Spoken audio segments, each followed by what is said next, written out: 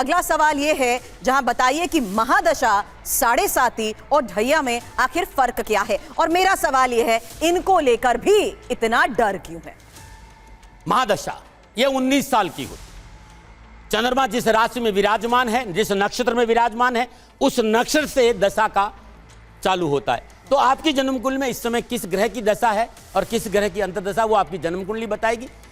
महादशा 19 साल की, साढ़े सात साल और ढैया 2.5 साल। तो इस समय जो साढ़े साती है वो है मेष, मीन और कुंभ। कुंभ को उत्तरते वाली है, मीन को मध्य है और मेष को प्रारंभ है। ढैया है धनु और अब मुझे ये बताइए, अगर यहां बैठे लोगों को ये पता लग जाए कि उनकी राशि में ये ढैया है या साढ़े साती है, तो क्या उनका मन तो पहले ही घबरा जाएगा ये सोच के कि आने वाले 7 साल मेरे साथ सिर्फ बुरा ही होना है। मतलब वो कर्म करना नहीं छोड़ देगा ये सोच के कि होना तो बुरा ही है।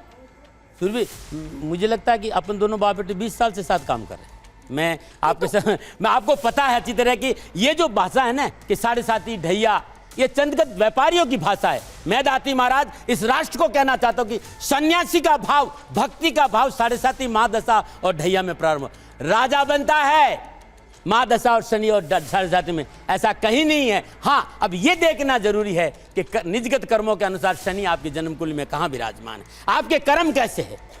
ये महत्वपूर्ण काम शनिदेव का कर्मों पे निर्भर करता है, कर्मों पर निर्भर करता है। लेकिन यहाँ इतना कर्म करने वालों के दिमाग पर आज इतना बोझ है कि डिप्रेशन और ये एंजाइटी जैसे शब्द बहुत नॉर्मल हो चुके हैं। मानते हैं इस जनरेशन के जो लोग हैं आज उनके लिए ये एक कॉमन से सिम्टम्स बन चुके हैं। क्या उनके मन में डर नहीं बैठ जाएगा ये देखते हुए कि मैं कुछ भी करूं मुझे फल तो मिलना नहीं है, क्योंकि मेरी ग्रहों की दिशा मेरे अनुकूल नहीं है या मेरे लिए फेवरेबल नहीं है। आने वाले चाहे ढैया की बात हो या साढ़े साती की बात हो, 7.5 साल तक उसका इम्पैक्ट नहीं मिलेगा, नेगेटिव ही इम्पैक्ट होगा। ये नेगेटिव ही क्यों? मैं बोलूं, अब बुरा तो नहीं माने, नहीं, राज से भी माफी मांग लो। मेरी बात करना बुरा कम माना करो, क्योंकि आता हूं तो बोले बिना नहीं रहता, फिर सच बोल देता हूं। ये समस्या पाली किसने?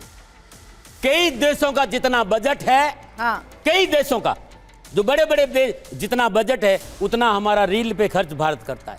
और दे किसको रहे? आपको लीवर की बीमारी है तो आप लीवर स्पेशलिस्ट पास जाएंगे, और आपको किडनी की बीमारी है तो किडनी के जाने। कौन बता रहा ये, जिसने जिंदगी में ज्योतिष को और ग्रहों को अध्ययन छोड़ो साधना तक नहीं की? क्या पता लोगों को रील देखना। मैं तो कई बार कहता हूं, किसको देख रहे हो, क्यों देख रहे हो भाई?